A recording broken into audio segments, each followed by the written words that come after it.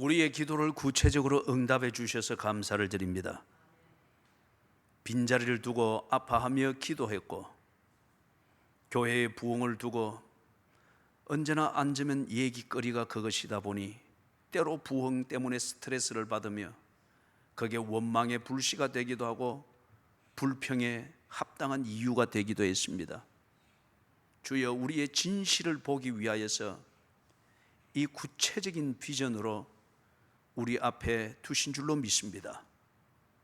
주여, 교회를 염려하고 교회를 걱정해서 하는 기도가 위선이 아닌 것을 증명할 수 있게 해주시고, 전도 앞에서 언제나 위선자가 되고 전도의 도전 앞에서 언제나 외식하는 자가 되어지는, 기도를 방패 삼아서 전도하지 않는 것을 합당하게 여기고 당연하게 여기며 지금까지 지내왔던 우리의 몸에 배이는 외식과 비겁함을 벗어버리는 계기가 되게 해 주시옵소서.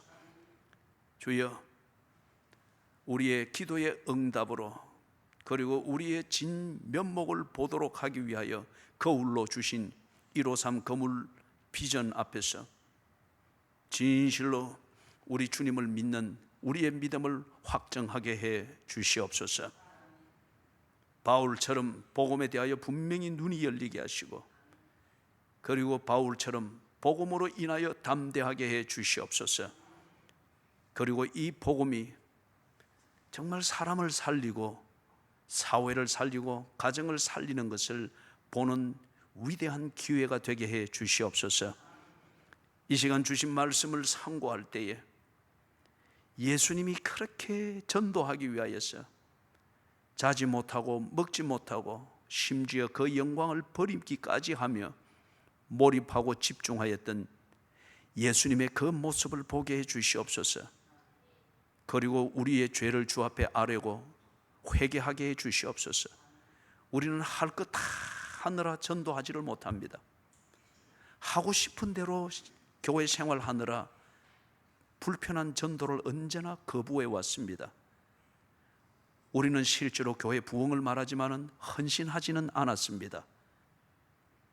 잘 것 다 잡고 먹을 것 다 먹었고, 하나님 아버지 즐길 것 더 즐기기 위하여서 하나님이 없는 사람의 일로서의 재미와 즐거움과 그런 침묵에 어쩌면은 많이 몰입을 하다 보니 전도할 시간이 없고 관심이 없었던 것 같습니다.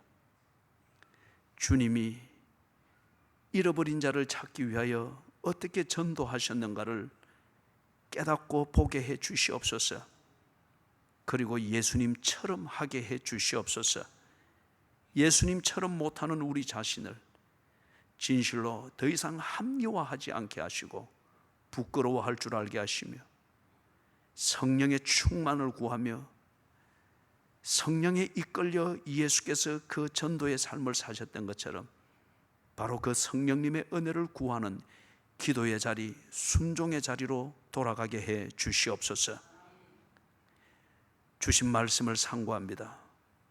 그 말씀을 통하여 우리에게 보여주시는 예수님의 모습, 그리고 우리에게 들려주시는 예수님의 그 말씀을 새겨 들을 수 있도록 우리의 마음을 옥토로 다스려 주시옵소서. 예수님의 이름으로 간절히 기도드리옵니다. 아멘.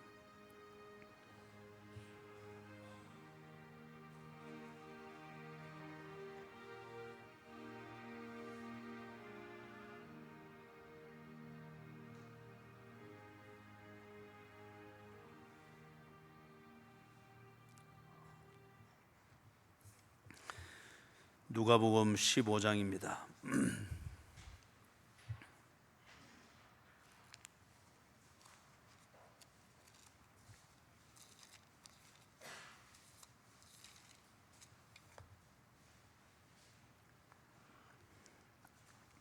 누가복음 15장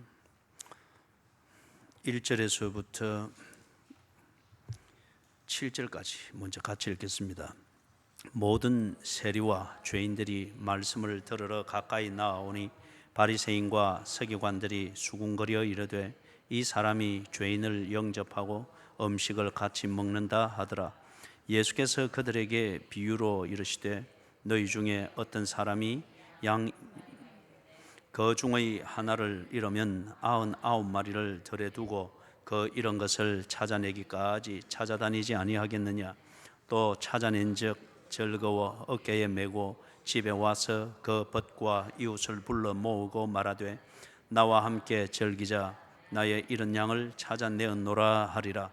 내가 너희에게 이르노니 이와 같이 죄인 한 사람이 회개하면 하늘에서는 회개할 것 없는 의인 99으로 말미암아 기뻐하는 것보다 더하리라.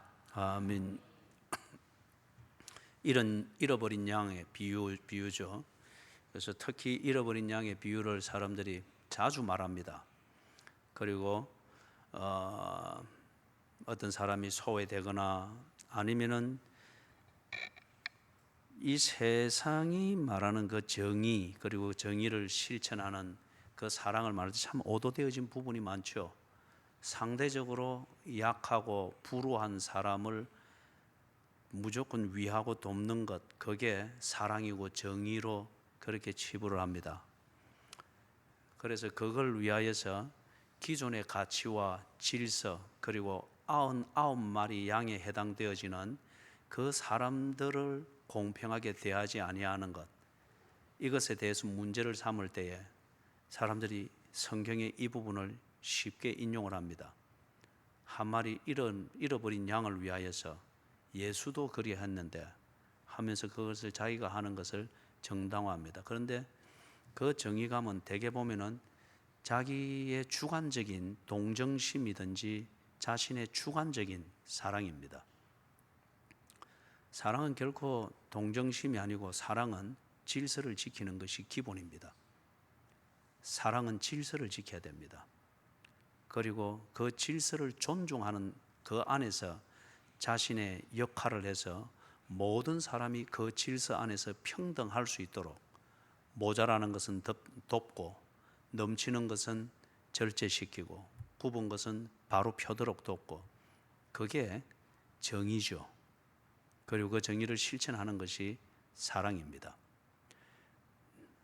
내가 좀 어렵게 보이는 사람, 약하게 보이는 사람, 교회를 치면은 처음 온 사람, 아니면 늘 불평하면서 뒤에서 궁시렁궁시렁 하면서 한쪽 모팅해서 늘 사람들의 관심을 끌기 위해서 이래 어두운 분위기, 아니면 아주 예민한 분위기 풍기면서 불만이나 해삼는 그런 사람이 있을 때 왜 저런 사람들을 버려두느냐, 그 말은 맞아요.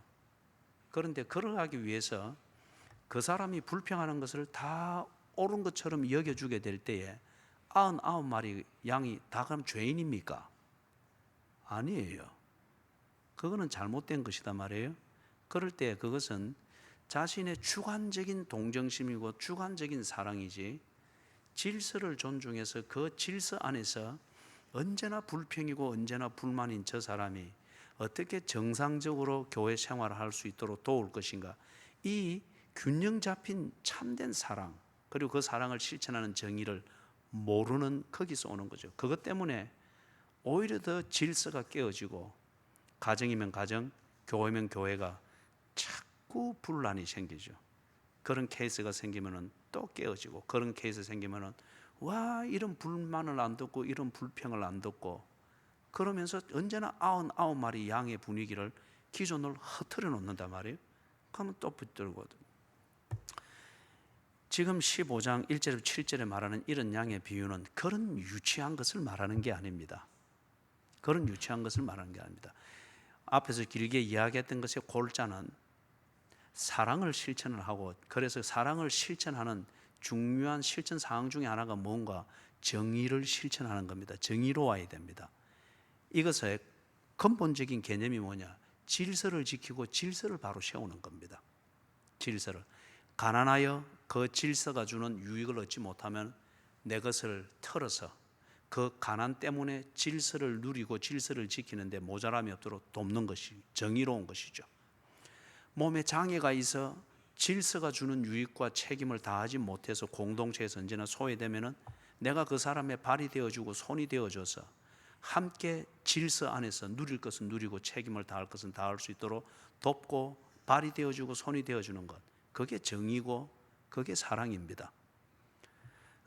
언제나 불평하고 불만하는데 가만히 들어보니까 이거는 습관이고 체질이고 아니면 지극히 개인적인 투정이다. 그러면 그 습관을 더 이상 가지지 못하도록 혼을 내야 되면 혼을 내고, 감싸주면 감싸주고, 설명해 줘야 되면 설명해 주고, 아니면 쫓아내 버려서 될 거면 쫓아내 버려서라도 더 이상 그렇게 하지 못하도록 해야 됩니다. 그 불평과 원망, 이것으로부터 벗어나올 수 있도록, 그래서 질서 안에서 바로 그 질서가 주는 혜택을 누리고 질서가 요구하는 책임 앞에 성실하도록 하고, 그럴 때 정상적인 교제가 되고 삶이 된단 말이에요. 이걸 바로 보고 바로 돕는 것이 정의고, 이 정의를 실천하는 것이 사랑입니다. 여기서 지금 말하는 것은 그런 공동체 안에서의 그런 종류의 사랑을 말하는 그 맥락이 아닙니다. 전도입니다. 전도로서 실천되어져야 될 그 사랑을 지금 예수께서 보여주는 겁니다. 전도로서 실천되어져야 될 것. 그래서 여러분, 교회가 늘 사랑 사랑 말해도 자꾸 누가 무슨 소리 하더라, 그런 얘기 좀 그만하십시오. 누구 들었으면은 거기서 그냥 그 사람과 그렇게 알아서 해결을 하시라고요. 이제는 그럴 정도로 딱 됐잖아요, 그죠? 뭐 조그마한 뭐 지나가면서 한마디 불평하는 것, 그걸 두고 확성기를 대고 이렇단다, 누가 이렇단다, 그래서 우리가 이래가 돼, 그러면 안 돼요. 그 토끼 한 마리가 호들갑 떠는 것 때문에 그 숲속에 온 짐승들이 지진이 났다면서 전부 다 막 숲 밖으로 도망가는 이 이야기를 알죠? 동화. 그죠? 그 토끼처럼 호들갑을 떨면 안 돼요. 사람은 언제나 불평을 할 수 있고 자기 관점에서 말할 수 있습니다. 그것을 이제 적어도 여러분들 정도 되면은 이제 산전수전 다 겪었잖아요. 그죠? 그렇기 때문에 그런 걸 들었을 때는 들은 거기에서 내가 소화할 것은 소화하고, 내가 방패가 될 것은 방패가 되어 튕겨버리고, 내가 고쳐야 될 자리면은 설명해주고 다독거려서 딱 그렇게 아궁이에 불은 아궁이 안에서 타도록 그래 해주는 게 살림을 잘 사는 거죠. 그죠?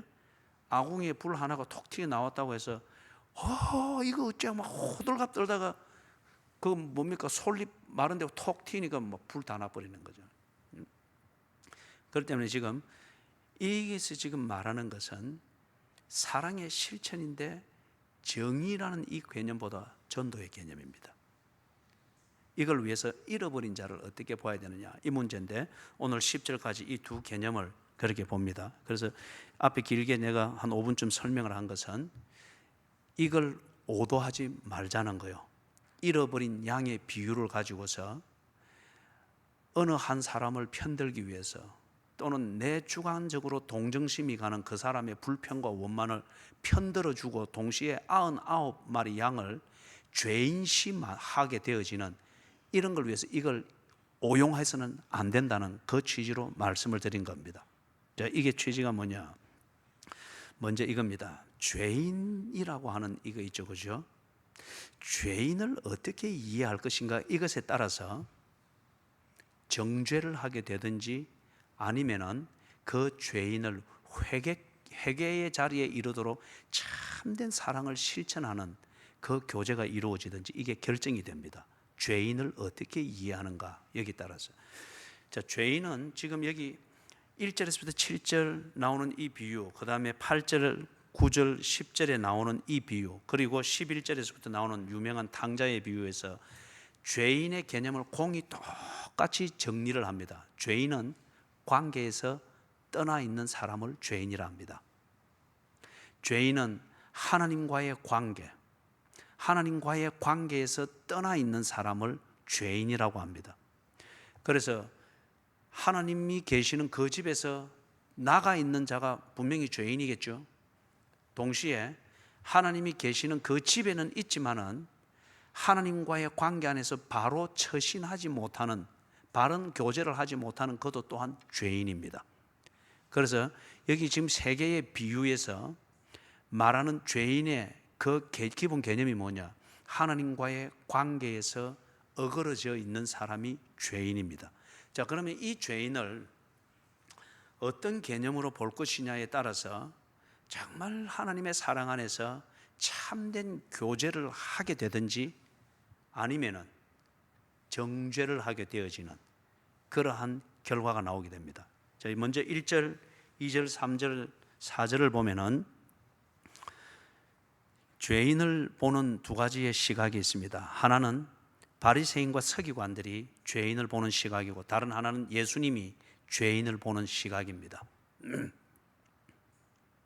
먼저 세리와 죄인들이 있다. 여기 이제 죄인들은 예를 들면 쉽게 말하면 그 사회의 전과자들이든지 아니면 내놓은 불량배들이든지 아주 부모를 폭행한 그런 전과가 있어서 소문이 난 자들인지 아니면은 뭐 당시에도 아주 그 혐오감을 주는 그런 장녀든지 어떤 이런 종류의 죄인들을 말합니다. 범법자들이죠. 세리는 당연히 이 사람들에게 있어서 죄인들로 여김을 받았죠. 민족의 혈세를 뽑아서 자기들의 배를 불리는 기생충과 같은 사람들로 여겼습니다. 세리는 자기 민족들의 혈세를 받아서 로마를 위해서 일하는 사람이죠. 그래서 그 대가로 로마로부터 권리금을 보수를 받는 사람들이었습니다. 그렇기 때문에 이 세리와 죄인들이라는 범법자들은 참 누가 볼지라도 하나님 앞에서 죄인입니다.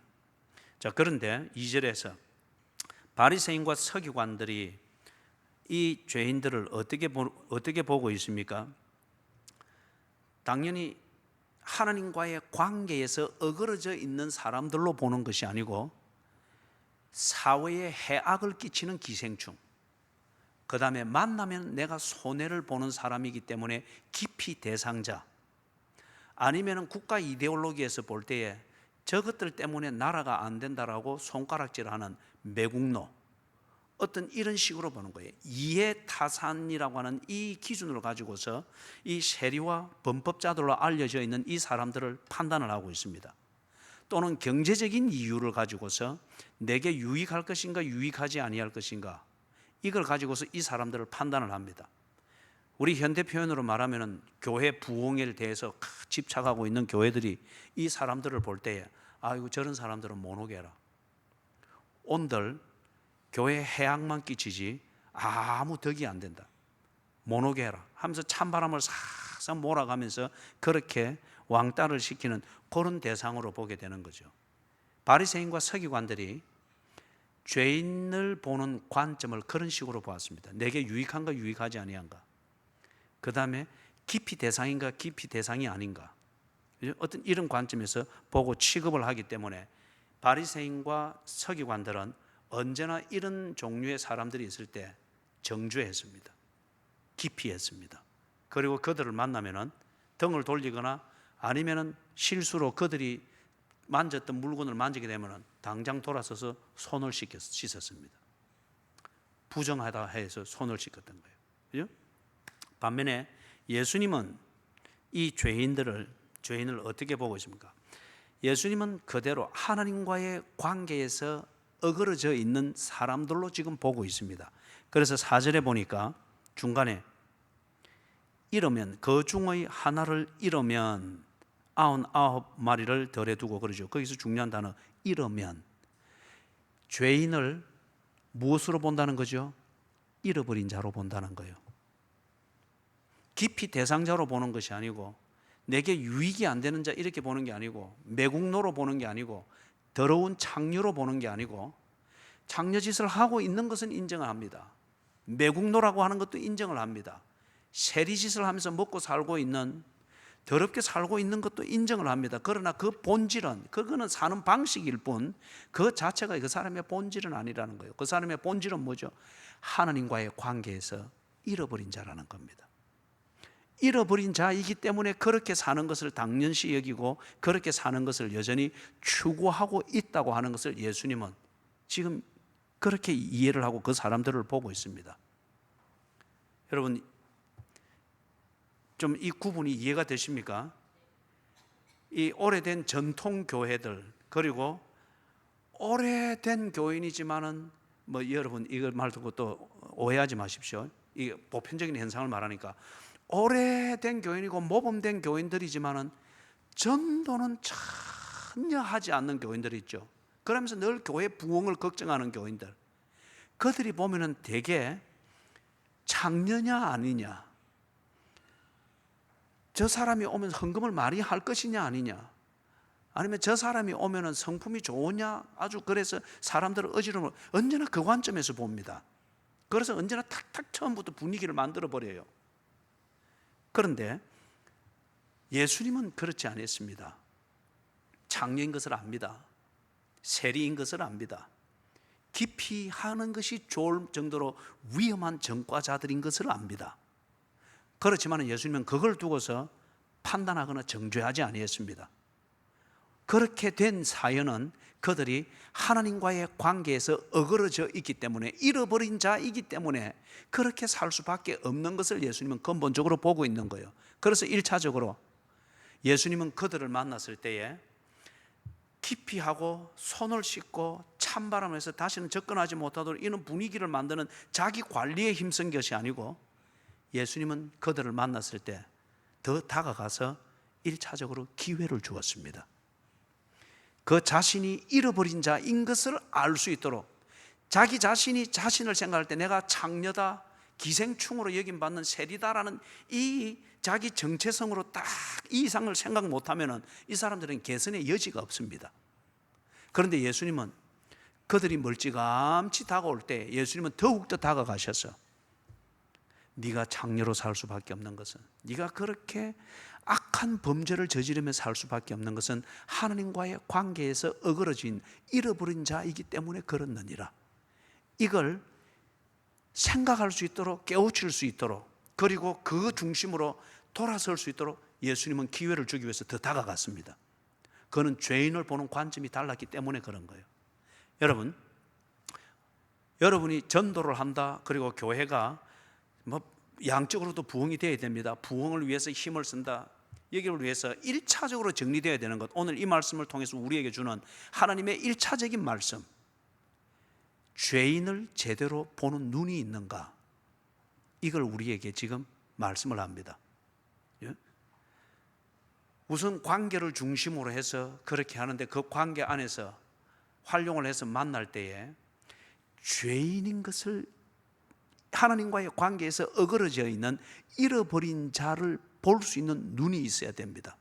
그래야 우리가 사람을 진솔하게 만날 수 있습니다. 그리고 그 사람에게 복음을 진솔하게 설명할 수 있습니다. 만나는 그 사람을 장녀로만 여기고 있고 참 못된 사람이다, 그런데 그날 자리 한번 채우려면 이 사람이 시간 내기에 제일 좋은 실업자다, 요래해서 다가가서 이래 하면은 여러분 절대 전도 안 되죠. 그죠? 절대 전도 안 되죠. 그냥 서로 신경전을 벌이는 그것밖에 안 되죠. 이 생각과 사고방식과 눈부터 고쳐야 됩니다. 죄인은 누구이냐? 하나님과의 관계에서 어그러진 잃어버린 자입니다.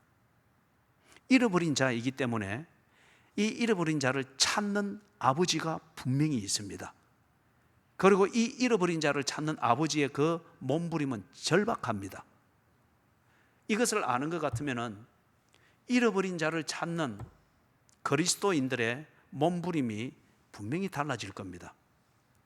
자, 그 다음에 그래서 보니까 죄인을 보는 관점이 다르고 개념이 다르니까 바리새인들과 서기관들은 언제나 이런 사회에서 죄인이고 못된 사람이나 소문난 사람이 있으면 언제나 그들을 정죄하고 찬바람에 벽을 쳐서 접근하지 못하도록 언제나 그래서 계층을 구분했습니다. 반면에 예수님은 이 죄인들을 창년한 매국노로서 단정하지 아니하고 잃어버린 자로 그들의 본분을 알기 때문에 찾아 나선 목자로서 언제나 그들에게 다가갔습니다. 그리고 그들이 다가올 때에 그들에게 그들의 신분을 볼 수 있고 그들을 찾고 있는 아버지를 볼 수 있는 그 기회를 할 수 있는 대로 제공을 해 주셨습니다. 그렇기 때문에 예수님은 잃어버린 자로 보기 때문에 잃어버린 자를 찾기 위하여서 하나님의 영광을 버리고 사람이 되어 성육신하여 이 땅에 오신 겁니다.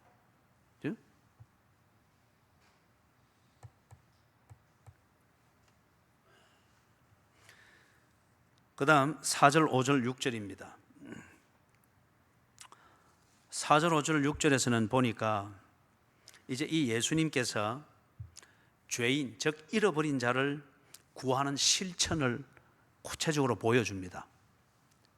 전도는 저절로 되는 게 아니죠. 분위기함 잡는다고 되는 게 아니고, 전도는 결코 이벤트가 아닙니다.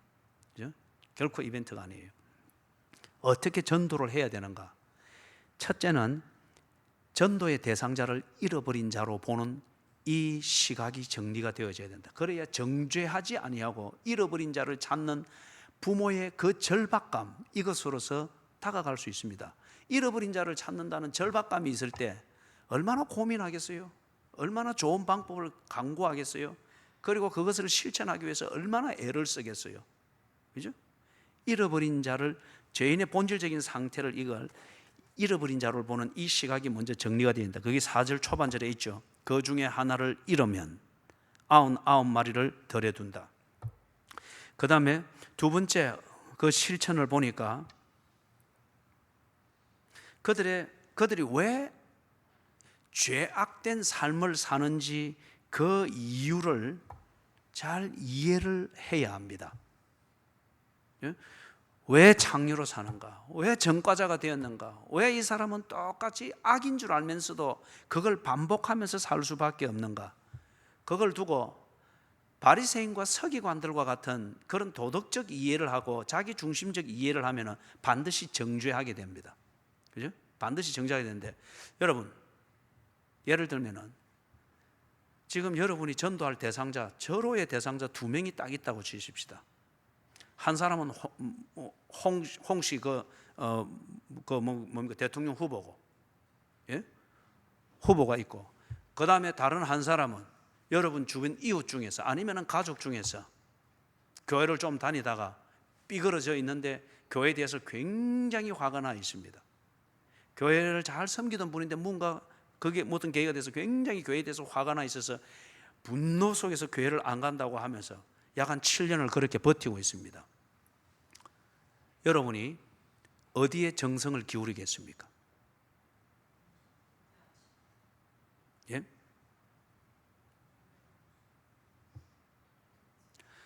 홍중표 씨를 전도를 한다 이럴 때 저는 여러분 뭐 지금 자유당도 아니고 어느 당도 아니에요. 오늘 이 녹색 넥타이를 매다가 아이고 이거 국민당하고 색깔이 그래 벗고 지금 이걸 맨데 매다 보니 또 바른정당하고 색깔이 비슷하게 된 거죠. 저는 어느 정당하고도 관계가 없어요. 지금 이거는 전도의 관점에서 이야기를 하는 겁니다.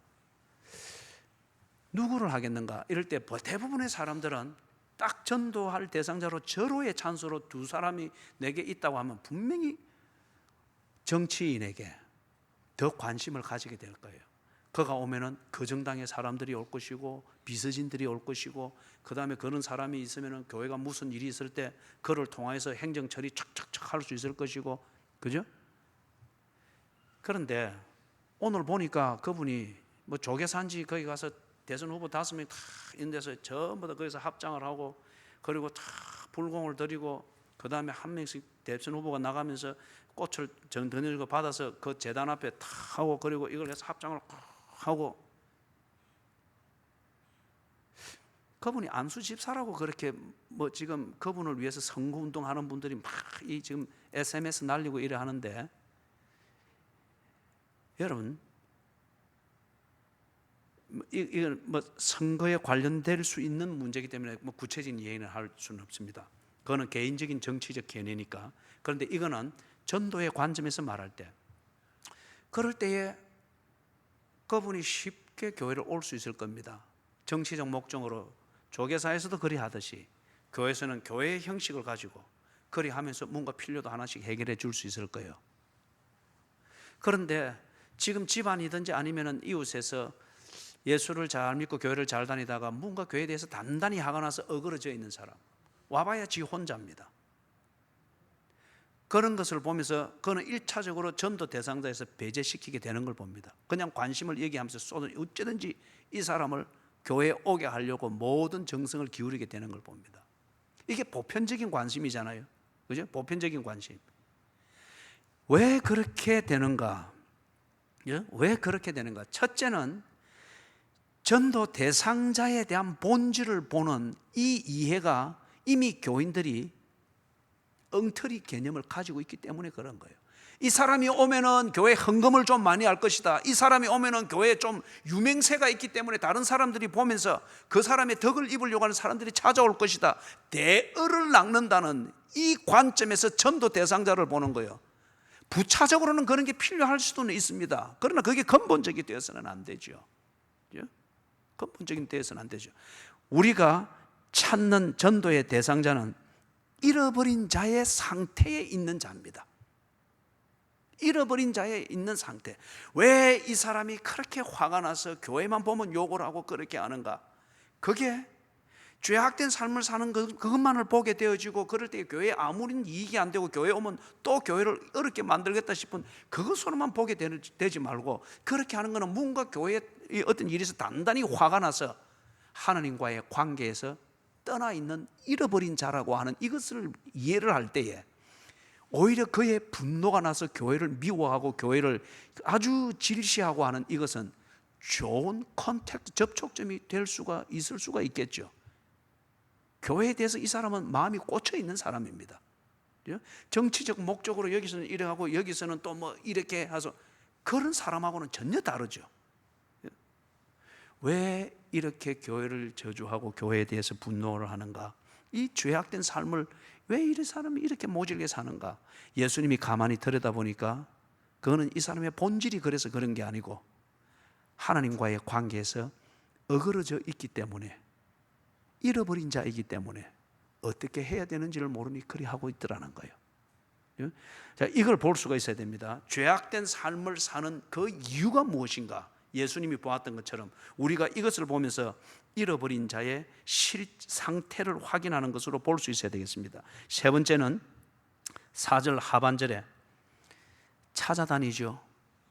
찾아다니는데 어느 정도까지 찾아다닙니까? 찾아내기까지 찾아다닙니다. 여러분, 대개 보면 전도 한번 합시다 해서 분위기 확 탈 때 보면은 다 자기 기분이에요. 자기 기분. 내게 열정이 있고 내가 하고 싶을 때 막 뭐 정신없이 막 뛰어다니고 한데, 그런데 지 열정 식어버리고 한두 번 해보고 아무 그 결과가 없으면은 재미없다고 그냥 없어요. 전도는 예수님이 하는 걸 보니 그게 아닙니다. 잃어버린 자를 찾는 것이 전도일 것 같으면 잃어버린 자는 찾기까지, 찾아내기까지 찾아다니는 것이 전도의 실천입니다. 그래서 예수님은 찾아내기까지 어떻게 하셨습니까? 하나님의 영광을, 보좌를 버리고 이 땅에까지 오셨습니다. 먹지도 못하고 자지도 못하면서 잃어버린 자를 찾아다니셨습니다. 다른 사람 밥 먹을 때 예수님은 잃어버린 자를 고치고 설명하고 그리고 가르치고 보여주느라고 끼니를 잊을 정도였습니다. 예수님은 잃어버린 자를 찾아가느라 너무 지쳐서 자지도 못해서 그냥 풍랑이는 바다에 떠가는 배 고물에서 쓰러져 잤습니다. 예수님은 그래도 잃어버린 자를 찾기 위하여서 나중에는 죽으셨습니다. 전도는 잃어버린 자를 찾는 것이고 잃어버린 자를 찾는 것이기 때문에 찾아내기까지 찾아다니는 것입니다. 그게 전도지를 뿌리는 것이고 전화를 하는 것이고 약속을 만드는 것이고, 그리고 세 번의 설명, 세 번의 만남, 세 번의 초청, 세 가지의 기도의 제목을 가지고 끈질게 이 모든 실천이 이걸 지금 구체화하는 거예요. 그 다음에 예수님의 전도를 하는 이 모습을 보니까 네 번째 5절에 있습니다. 즐거워 어깨에 메고 오십니다. 이게 뭡니까? 돌아올 수 있도록 도와주어야 됩니다. 그래서 지난 주일날 이야기할 때 초청을 할 때 그 눈높이에서 초청이 되도록 하라고 그랬죠. 그죠? 교회를 오고 싶은 마음은 있는데 현실적인 어려움이 있어 오지 못할 수 있으니까 어떤 문제를 도와드릴까요? 카풀이 필요합니까? 아니면 어떤 이런 것들, 그죠? 즐거워 어깨에 메고 돌아오는 목자의 모습에서 볼 수 있는 것, 전도는 무엇이냐? 결심을 했을 때 돌아올 수 있도록 도와주는 것입니다. 뿌려만 놓고 그것이 아니고 돌아올 수 있도록 도움을 구체적으로 주는 것. 그 다음에 다섯 번째 예수님이 하는 전도를 보니까 6절에 보니 즐거워합니다. 그런데 이 즐거워함이 혼자 즐거워하는 내적 또는 개인적 즐거움으로 그치는 것이 아니고 이웃을 다 불러 모아가지고 자신의 기쁨을 나누고 그 기쁨에 참여하도록 하죠. 이게 어떤 의미일까요? 잃어버린 자가 돌아왔을 때에 나를 찾아준 그 목자와 내 자신과의 관계에서는 친밀감이 있고 감사가 넘치지만은 이제는 그 질서 속으로 들어가서 공동체 생활을 하게 될 때에는 눈치 보입니다. 부담이 됩니다. 어떻게 해야 될지를 모릅니다. 목자 뒤만 졸졸 따라다녀야 되는 이 아주 긴장이 있을 수가 있는 거죠. 그렇기 때문에 여기서 지금 목자가 공개적으로 이 기쁨을 나눕니다. 다시 말해서 잃어버린 자가 돌아왔습니다. 그런데 이게 단지 총동원 주일날 자리 한번 채우기 위하여서 내게 친절을 떨고 부산을 떨은 게 아니었구만, 이걸 알 수 있도록 지금 이 목자가 그것을 증명해 주는 겁니다. 당신이 돌아온 것을 내가 진정으로 기뻐합니다. 당신이 돌아온 것은 우리 모두의 기쁨이며 즐거움입니다. 이 자리가 당신이 있어야 될 자리이고 이 관계가 당신이 머물러야 될 관계입니다. 이것을 공개적으로 보여주는 것은 잃어버린 자가 돌아와서 이걸 보고 정말 자신을 환영하고 있고 자신을 가족으로 받아들이고 있는 것을 보고 확정하라는 거예요. 그죠? 그래서 예수님이 12해 혈루증을 앓던 여인을 고치고 난 뒤에 살짝 고침받고 속으로 감사하는 마음으로 가지고 돌아가려고 할 때 예수님이 불러 세웠지 않습니까? 그리고 모든 사람들 앞에 공개하게 했잖아요. 생활을 온전히 회복시키신 것이죠. 자, 5가지를 봅니다. 예수님이 죄인을 구하는 실천, 4절, 5절, 6절에서 보는데, 첫째, 죄인으로 일컬어진 사람들, 즉 전도 대상자의 본질적인 상태를 이해해야 됩니다. 그는 잃어버린 자입니다. 하나님과의 관계에서 어그러져 있기 때문에 잃어버린 자입니다. 4절 초반절에 나온 거. 두 번째, 왜 그 사람이 죄악된 삶을 살고 있는가? 그 이유를 이해를 해야 됩니다. 죄악된 삶을 살고 있는 것은 그 본질이 그렇기 때문에가 아니고 잃어버린 자의 상태이기 때문에 갈 바를 알지 못하고 있기 때문에 그렇습니다. 그래서 그가 죄악된 삶을 살고 있는 상태는 정죄의 이유가 아니고 잃어버린 자인 것을 확인하는 증거입니다. 세 번째는 전도는 찾아다니는 것입니다. 어느 때까지 찾아다니는가? 내 분위기가 살아있을 때만 찾아다니는 게 아니고 잃어버린 자를 찾기까지 찾아다니는 것입니다. 예수님이 그리 하셨습니다. 성육신 하셨고 십자가에서 그렇게 죽으셨습니다. 찾기까지 찾아다니시는 거죠. 네 번째는 돌아올 수 있도록 도와줘야 됩니다. 회개하도록 도와줘야 됩니다. 회개시킬 수는 없습니다. 그러나 3번 설명하고 3번 초청하고 3번 만나고 3가지의 기도의 제목을 정할 정도로 고민해서 그 사람을 알고 기도하고 돕는 걸 통해서 회개할 수 있도록 어찌든지 도와야 됩니다. 그 다음에 5번째, 내적인 즐거움뿐만 아니라 공개적인 즐거움을 통해서 정말 그 사람이 돌아온 것이 낯설지 아니하도록 하나님과의 관계 속으로 돌아온 것이 정말 옳은 것이고 바른 자리로 돌아온 것임을 알 수 있도록 교제를 보여주어야 됩니다. 이게 전도입니다. 전도. 자, 그래서 밑에 나오는 것 8절, 9절, 10절 같은 원리를 말하는 것이기 때문에 간단히 정리할 수 있습니다.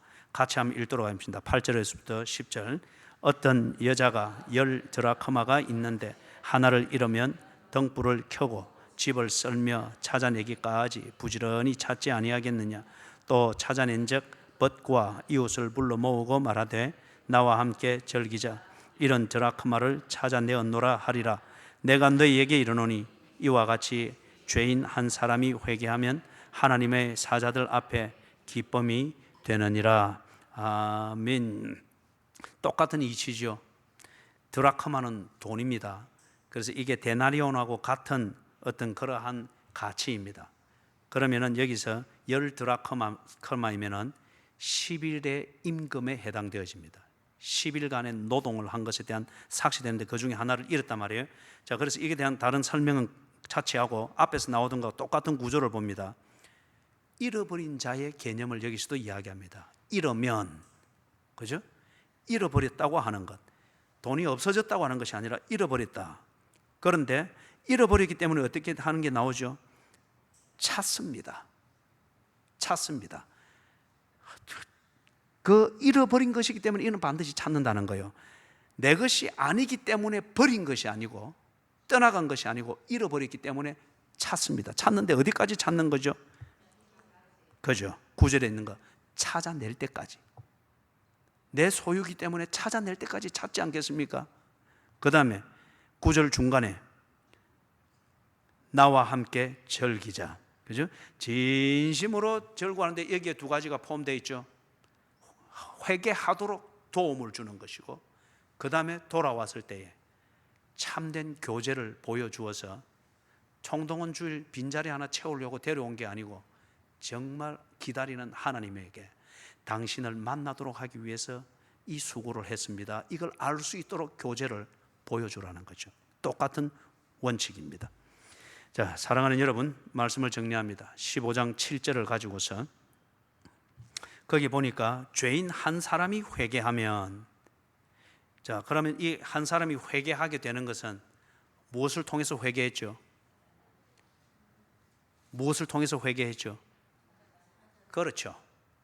찾기까지 찾아다니는 그 사람, 그 목자를 통하여서 회개하기에 이르렀습니다. 이게 전도자의 사명이고 153 거물 이 비전을 실천하는 여러분들의 그 시간과 노력의 가치가 지금 여기에 있습니다. 한 사람의 회개가 여러분에게 달려 있습니다. 그 다음에 그러면은 회개는 무엇입니까? 회개는 잃어버린 자의 상태에서 원래의 자리로 회복되는 것입니다. 잃어버린 자의 상태에서 원래의 자리로 회복되는 것이죠. 마지막으로 거기 보니까 하늘에서는 7절에 하늘에서는 회개할 것 없는 의인 99으로 말미암아 기뻐하는 것보다 더하리라. 여기에 여러분 오해가 있어서는 안 됩니다. 4절에서도 거기 나오죠. 그 중에 하나를 잃으면 99마리를 덜에 두고, 그 다음에 여기 7절에서도 이 99으로 말미암아 기뻐하는 것보다 더하리라. 이래서 99을 무시하고 한 마리, 그 불평과 원망 그런 것을 잃어버린 자가 아니고 고질적으로 체질적으로 불평, 원망, 늘 삐딱하게 하는 이것에 매여가지고 99을 소외시키다 보니까 언제나 분열, 언제나 떠나감, 언제나 또 분열의 조짐이 있는 불평이 또 불쏘시개처럼 홀홀 올라와가지고 또 그리 되고, 이게 아니에요.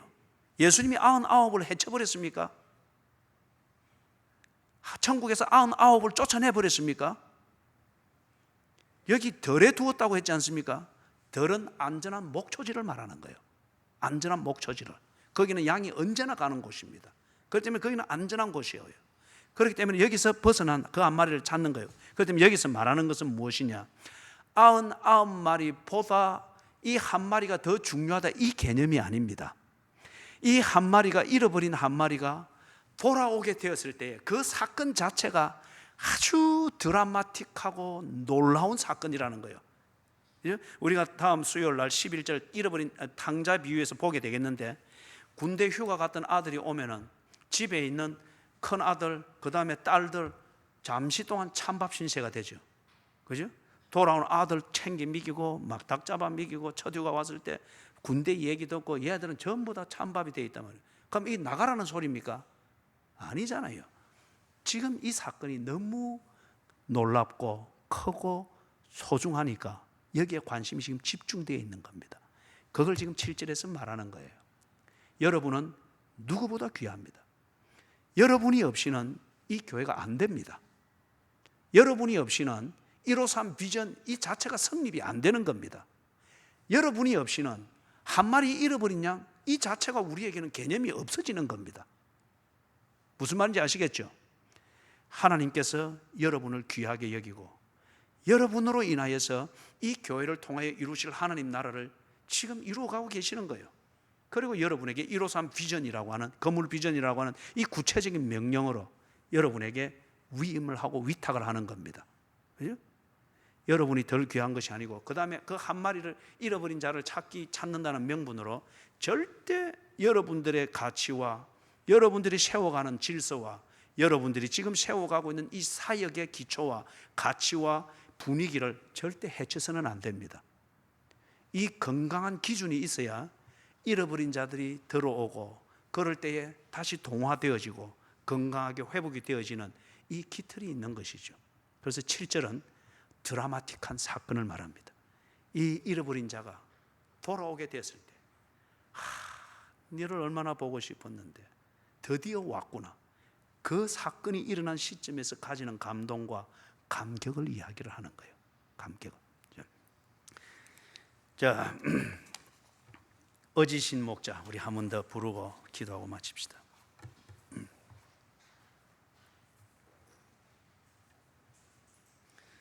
절대 잃어버린 양을 흉내내면서 체질적으로 꿍꿍대고 또는 가라지처럼 늘 불만의 불쏘시개를 울리고 요 한쪽 구석에서 늘 그런 어두움의 빛을 항상 풍기면서 그것을 챙긴답시고 99마리 양을 무시하고 그 분위기를 자꾸 이래서는 안 된다. 저는 절대 그러면 당신은 해치는 자입니다. 모으는 자가 아니고 해치는 자입니다.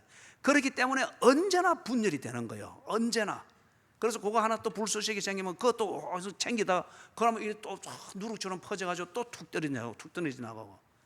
예수님의 오늘 이 비유를 통해서 우리에게 보여준 잃어버린 자의 개념과 잃어버린 자를 찾는 정확한 실천을 딱 알고 이것을 실천하도록 합니다.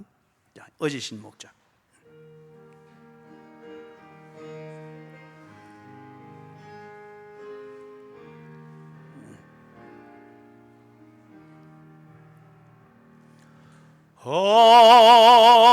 어지신 목자 양 먹이시는 곳 그늘진 바위 옆 시원한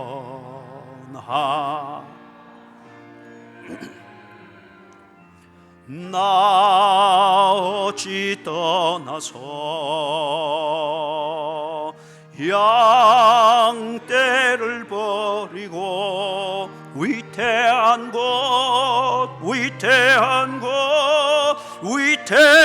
곳으로 나갔던 곳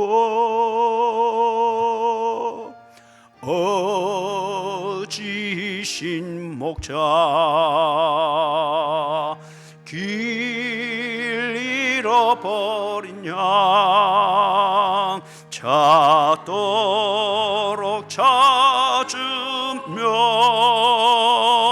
부르소서.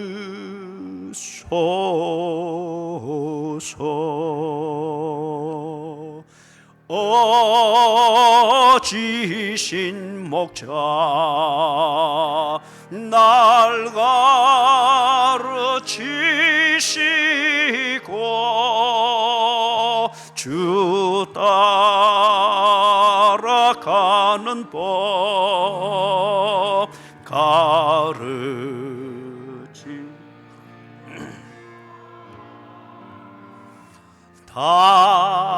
다시 죄 가운데 빠지지 않도록 나를 보호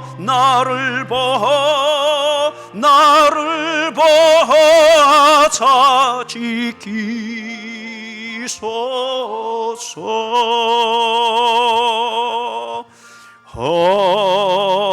어지신 목자 택하신 얻은 양 다 들어가도록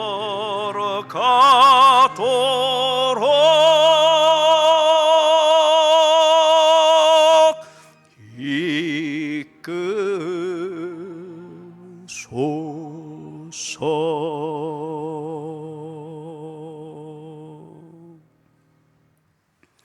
주 예수 그리스도의 은혜와 하나님 아버지의 무한하신 사랑과 성령님의 돌보시며 교통하시는 은혜가 예수님께서 가르쳐 주시고 보여주시고 새겨주시고 경험하게 하시고 실험하게 하신 대로 예수님처럼 전도할 것을 다짐하면서 이제는 정죄하지 아니하고 잃어버린 자를 보는 눈을 가지고 긍휼히 여기며 예수의 마음으로 예수님처럼 할 것을 다짐하면서 저들의 삶의 자리로 돌아가는 모든 양무리들 머리 위에 지금으로부터 언제나 함께 계실지어다.